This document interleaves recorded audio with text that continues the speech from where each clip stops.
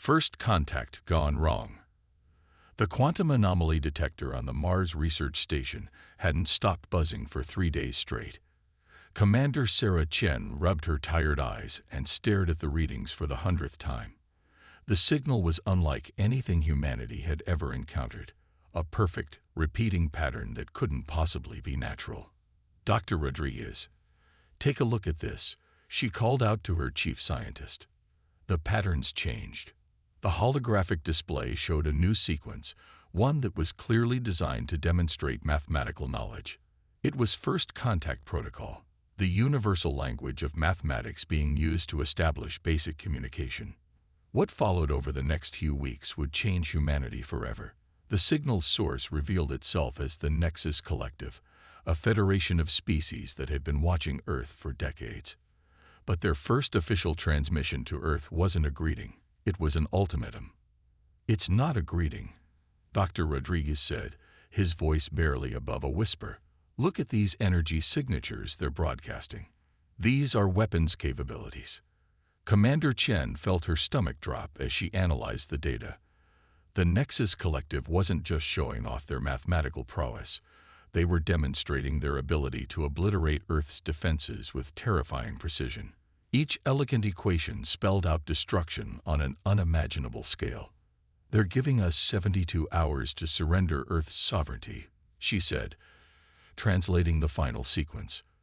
"Or they'll demonstrate their capabilities on our lunar colonies first." The next 3 days were a blur of emergency meetings, global panic, and desperate attempts to find a solution. Earth's combined military forces were like children's toys compared to what the collective was capable of. The lunar colonies began emergency evacuations, though everyone knew they couldn't possibly get all 2 million colonists back to Earth in time. In a secure bunker beneath the Himalayas, the Emergency Council convened. Representatives from every major nation sat around a circular table, their faces illuminated by holographic displays showing the approaching Nexus fleet. "We need something they'll fear," General Zhang stated flatly. "Something that will make even their advanced civilization think twice about attacking us." Dr. Amelia Foster, Earth's leading quantum physicist, cleared her throat. "I might have an idea. It's theoretical, and honestly, it's terrible, but it might be terrible enough to work." She pulled up schematics for a device that would come to be known as the Prometheus tube.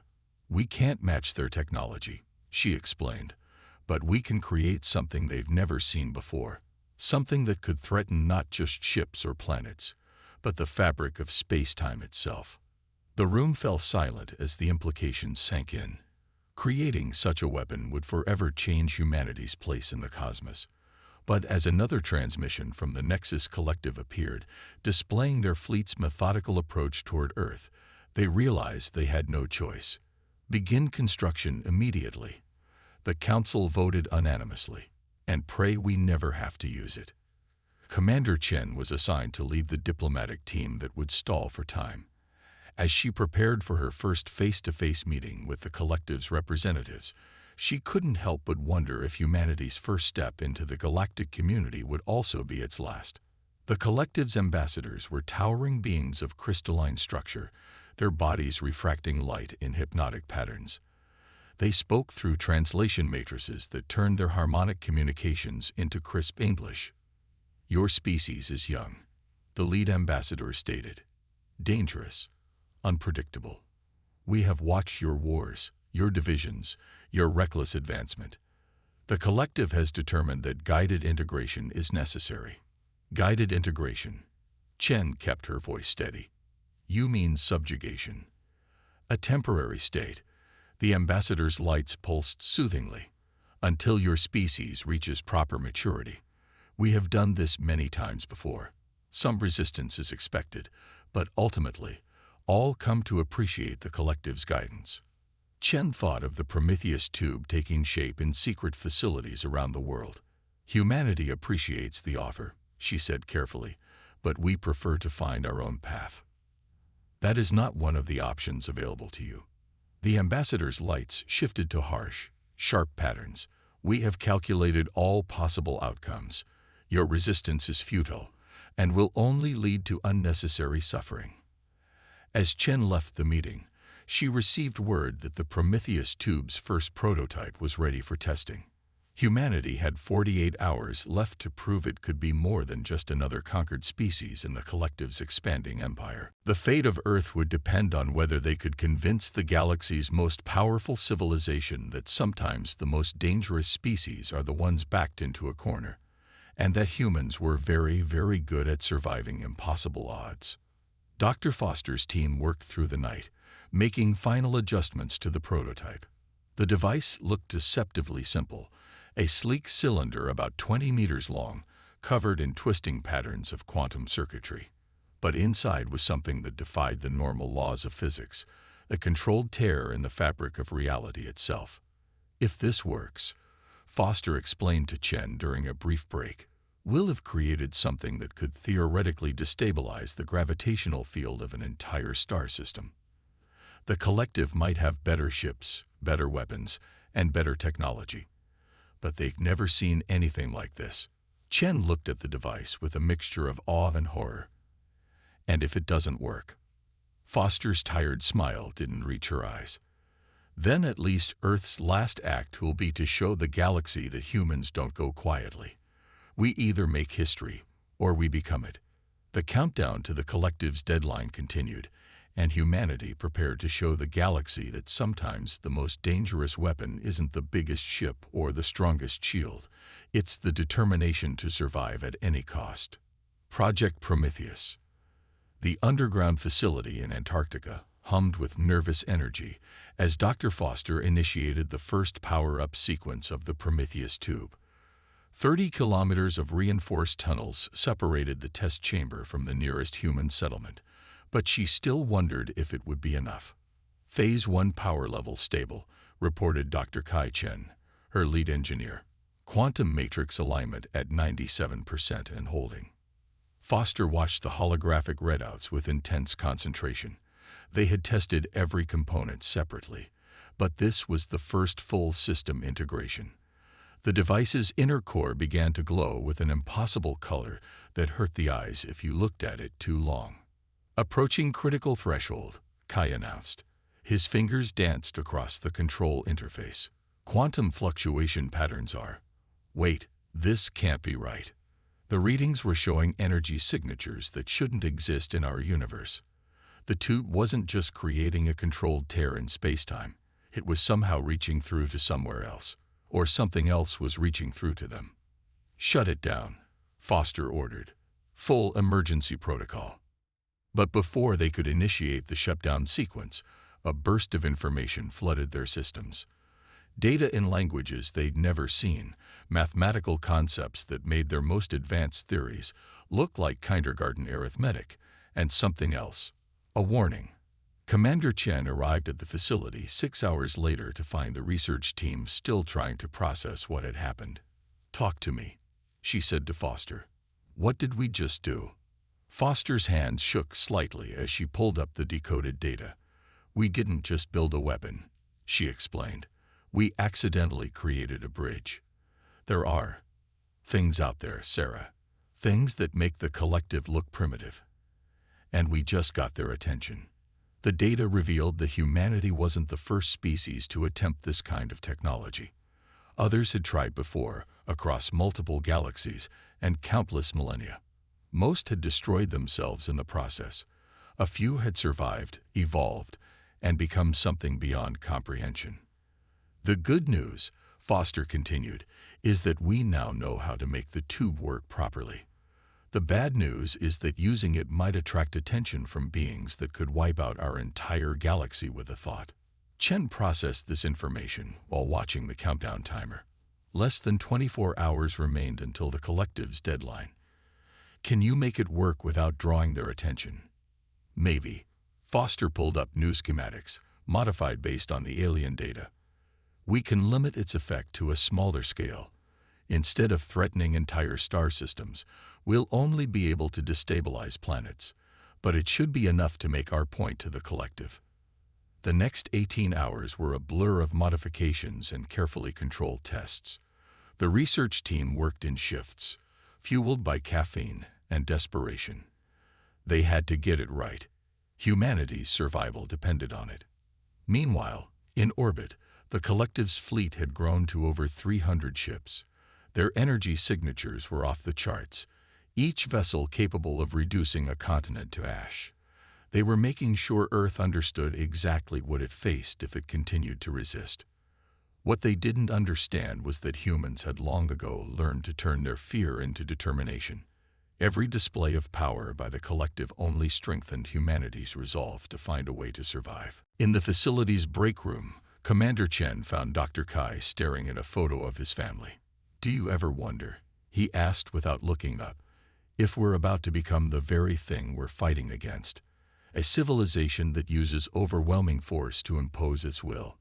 Chen sat down across from him. "The difference is, we're not trying to conquer anyone. We just want to be left alone. And if they don't leave us alone, what then? Then we show them why it's a bad idea to corner a species that spent its entire history learning to survive against impossible odds." The final modifications were completed with just 3 hours to spare. The Prometheus 2 now stood in its launch cradle, ready to be deployed to orbit if necessary. Its quantum circuitry pulsed with controlled power, like a cage storm waiting to be unleashed. Foster gathered her team for one final briefing. "What we've created here changes everything," she said, "not just for Earth, but for our understanding of the universe itself. The responsibility we carry." She paused, searching for words. "We have to be better than those who came before us. We have to prove that humanity deserves its place among the stars." As the deadline approached, Commander Chen prepared to make contact with the collective one last time. But before she could initiate communication, their sensors detected something new entering the system.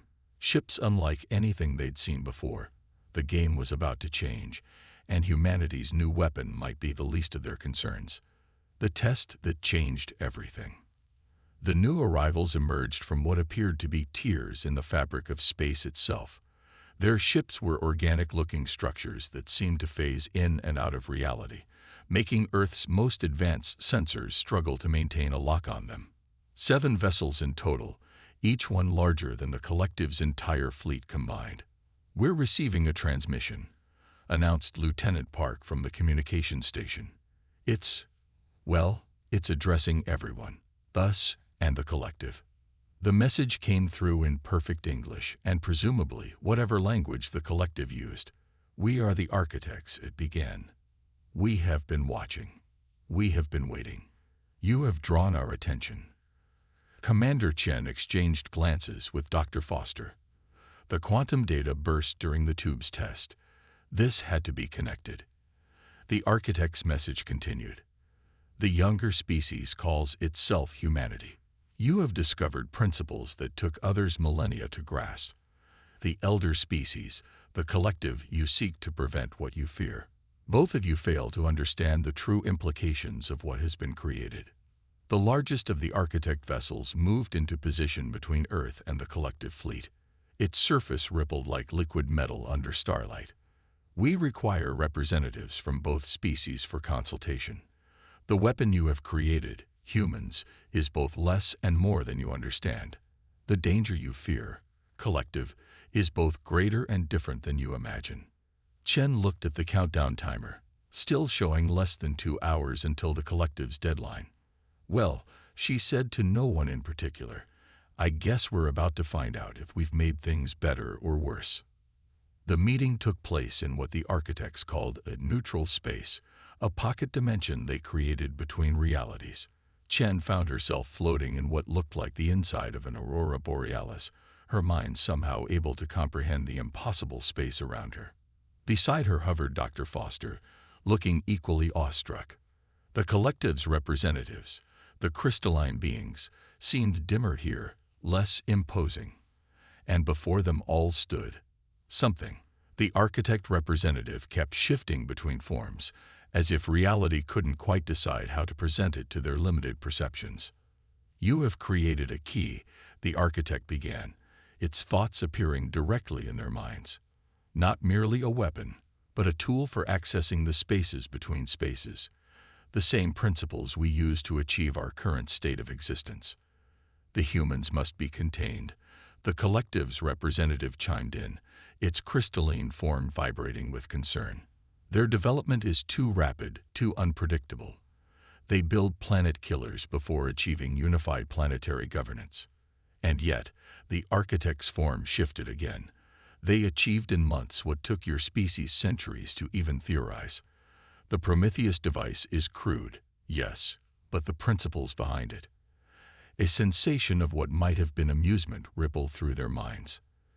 They stumbled upon fundamental truths of reality while trying to defend themselves. Dr. Foster spoke up, her scientific curiosity overcoming her awe. The data burst during our test. You sent that. We have been watching many species, monitoring their development. Those who discover the principles you stumbled upon typically do so gradually, with great deliberation. Your desperation-driven innovation is unique in our experience. The implication slowly dawned on Chen. You're saying we're not in trouble for building a superweapon. We're being noticed because we accidentally discovered something fundamental about the universe. Precisely. The architect's form stabilized momentarily into something almost comprehensible. The collective fears you will destroy worlds. We know you have inadvertently created something that could eventually allow you to create them. The collective representative's crystalline form darkened. This makes them more dangerous, not less. They must be guided, the architect interrupted, but not controlled, not suppressed. Humanity's capacity for innovative thinking under pressure is valuable. The galaxy faces challenges that conventional thinking cannot solve. A series of images flashed through their minds. Vast dark spaces between galaxies, threats that made both the collective and humanity's weapons look like toys, and opportunities that defied their current understanding of physics. We propose an alternative to this conflict, the architect continued. The collective will withdraw its fleet. Humanity will gain recognition as a sovereign species with all the rights and responsibilities that entails. And both of you will work together under our observation, studying what you have discovered. And the Prometheus tube? Chen asked. Keep it. The architect's amusement rippled through their minds again. Consider it a reminder that sometimes the greatest discoveries come from the most desperate circumstances. But know that we will be watching how you choose to use it. As the meeting concluded and reality reasserted itself around them, Chen and Foster found themselves back on Earth, their minds reeling from what they'd experienced. The collective's fleet was already beginning to withdraw, their mighty ships suddenly looking less impressive in the shadow of what they'd witnessed. So, Foster said, looking at the Prometheus tube's control center, we accidentally created a device that could be the key to humanity's next evolutionary step. And now we're going to be working with the species that just tried to conquer us, all under the supervision of beings that exist partially outside our reality. Chen smiled. Just another day of humanity doing the impossible because someone told us we couldn't. Diplomatic dance. The first joint research facility was built on Mars, neutral ground for both species. Commander Chen watched through the reinforced windows as human scientists worked alongside their crystalline collective counterparts, studying the principles behind the Prometheus tube. The sight still felt surreal, even 3 months after the architect's intervention. Fascinating, isn't it? Dr. Foster appeared beside her, holding a tablet filled with equations that would have given Einstein a headache. The collective's understanding of quantum mechanics is centuries ahead of ours, but they never thought to apply it this way. They keep asking how we made the conceptual leap. And what do you tell them? That nothing inspires human creativity quite like an impossible deadline and the threat of extinction. Foster smiled wryly. They're still trying to understand if that's a joke or not. The facility's alert system chimed softly, indicating the arrival of their architect observer. Unlike their first encounter, the architects now maintained a form more comprehensible to human and collective senses, though looking at them for too long still gave most people a headache. The architect, who had chosen to be called observer, phased through the wall rather than using the door. Some habits, apparently, were hard to break even for higher dimensional beings. The harmonization proceeds better than anticipated, observer noted, its voice resonating directly in their minds. Though we detect underlying tensions, Chen couldn't argue with that. Despite the official cooperation, trust was still a fragile thing. Just last week, they'd caught a collective scientist attempting to access restricted human military files.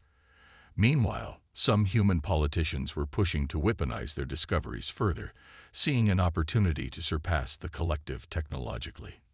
"We're working on it," Chen assured Observer. "Cultural integration takes time." Time, Observer's form shimmed thoughtfully, is one luxury the galaxy may not have in abundance. Before Chen could ask what that meant, alarms blared throughout the facility. Dr. Kai burst into the observation room, his face pale. "You need to see this," he said, pulling up a holographic display. "We were running standard tests on the tube's quantum field generation when we detected this." The display showed what looked like a tear in space, similar to but fundamentally different from the ones the architects used. Through it, they could see nothing. Not darkness, not empty space, but an absence that hurt to look at. "The void between realities," Observer stated, its usual calm demeanor showing cracks of concern. "This is happening sooner than projected." "What's happening sooner?" Foster demanded. "What aren't you telling us?" The architect's form stabilized into something almost solid, a sign they'd learned meant serious focus. "The reason we monitor species developing reality manipulation technology is not merely scientific curiosity. There is a hunger in the void. The spaces between spaces are not as empty as they appear." Chen felt a chill run down her spine. "Are you saying there's something out there? Something that might notice us because of what we're doing here?" "Not might. Has." Observer's form rippled with urgency. "Your species' unique approach to quantum manipulation has created ripples. The collective's presence amplified them. And now..." The facility shook as another alarm joined the first. On the displays, more tiers were appearing, in orbit, in Earth's atmosphere, on the Moon. Reality itself seemed to be developing cracks. "Well," Foster said, her scientific excitement warring with obvious fear, "I guess we know why you wanted us working together instead of fighting each other." Observer nodded, or at least made a movement that conveyed agreement. "The void hungers, and it has noticed this reality. The collective's orderly development of technology would have taken centuries to draw its attention. Humanity's desperate innovation accelerated the timeline. Together, you must now deal with the consequences. How exactly do we fight something that exists between realities?" Chen asked. "With the very tool you created in desperation." Observer gestured to the Prometheus tube. "What you built as a weapon must become something more. The collective's knowledge of quantum physics, combined with humanity's talent for impossible innovation." The architect's form flickered with what might have been hope. "Perhaps together you can succeed where others failed." Through the facility's windows, they could see more tiers forming in the Martian sky. The void was getting closer, reality wearing thin around them. And once again, humanity found itself facing an impossible deadline. Only this time, they weren't alone. Dr. Foster was already at a console, working alongside her collective counterparts. "The tube's quantum matrix," she muttered. "If we reverse the polarity of the reality warping field and synchronize it with our phase harmonic generators," the crystalline scientist next to her chimed in, their previous distrust forgotten in the face of a common threat. Chen watched them work, humanity and the collective united by necessity and innovation. The void between realities was coming, drawn by their combined technological advancement. But maybe, just maybe, that same combination would be their salvation. Just in case reality was unraveling. That was the only way Commander Chen could describe what she was seeing on the monitoring screens. Tiers in spacetime were appearing faster now, each one a window into that impossible void. The Martian sky had become a twisted canvas of normal space interwoven with patches of nothingness that defied physics itself. The modifications are at 89%, Dr. Foster announced, her fingers flying across multiple holographic interfaces. Beside her, the collective scientists had literally merged their crystalline forms to better process the complex calculations needed. Time estimate? Chen asked, watching another tear form dangerously close to the facility's main power core. 10 minutes to completion, Foster replied, though I'm not sure we have that long. Observer's form flickered between dimensions as it analyzed the spreading tears. The void entity approaches. It has not fed on a reality this rich in epochs. The plan they'd developed was either brilliant or insane. Probably both, which made it perfectly human. They would use the Prometheus tube not as a weapon, but as a lens, focusing the combined quantum manipulation technologies of humanity and the collective to essentially stitch reality back together. There's something else, Foster said, not looking up from her work. The calculations show. Well, we're going to be pushing more power through the tube than it was ever designed to handle. What are the chances it survives? 0. The crystalline scientist, merged with Foster's workstation, chimed in. The device will be destroyed in the process. All our work, lost. Chen thought about the journey that had brought them here, a weapon built out of desperation that became a key to understanding the universe, and would now be sacrificed to save everything they knew. Better to lose the device than reality itself, she said. How long until? The facility shook violently.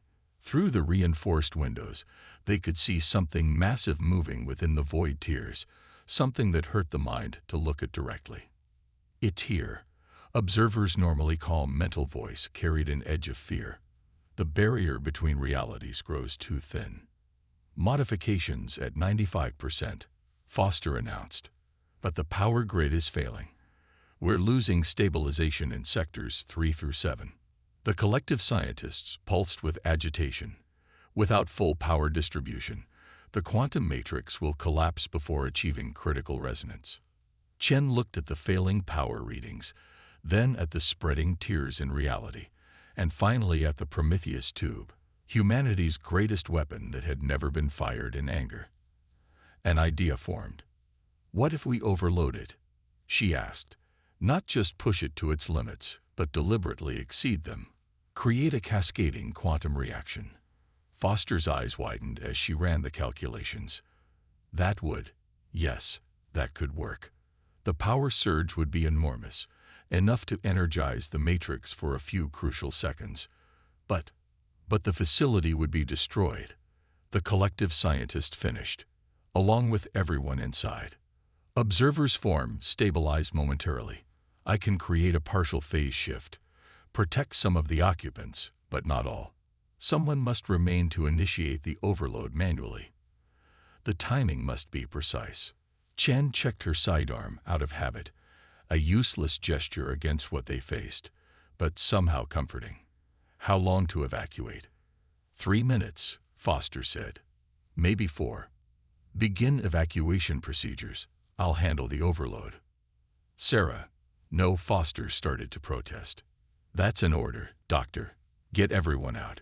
Humanity and the collective need their best minds to rebuild from this, to learn from it. The next few minutes were a blur of activity. Chen watched as the facility emptied, as Foster and the collective scientists were ushered to safety through Observer's phase shift. The entity from the void was more visible now, its impossible geometry filling the tiers in spacetime. The overload sequence is keyed to your command console. Foster's voice came through the failing comm system. Thank you, Stara, for everything. Chen stood before the Prometheus tube, humanity's ultimate weapon that would now be used to save all of reality. Her hands moved across the console, initiating the overload sequence. The void entity was fully manifest now, its presence threatening to tear Mars apart.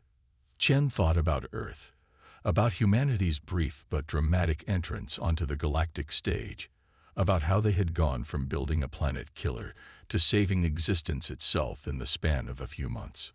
Just in case, she whispered, smiling at the irony of those words, and pressed the final sequence. The Prometheus tube's quantum core went critical, Reality itself seemed to hold its breath for a moment. Then everything went white. When the light faded, the void tears were gone.